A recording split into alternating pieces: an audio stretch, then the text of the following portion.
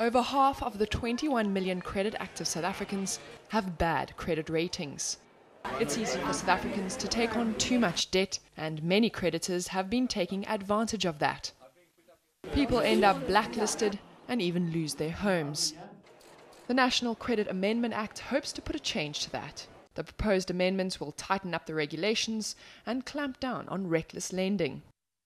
The new legislation is going to provide for the tribunals to be able to take on reckless lending.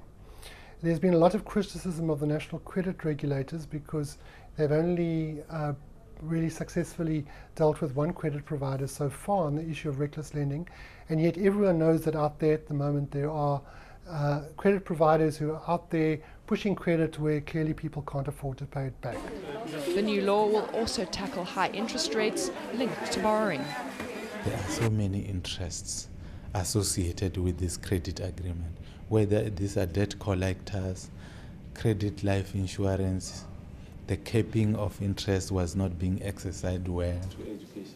Government says the new bill will make it easier to track down and prosecute illegal lenders and empower debt counsellors to intervene before banks try to repossess the assets of those who can't pay their debts.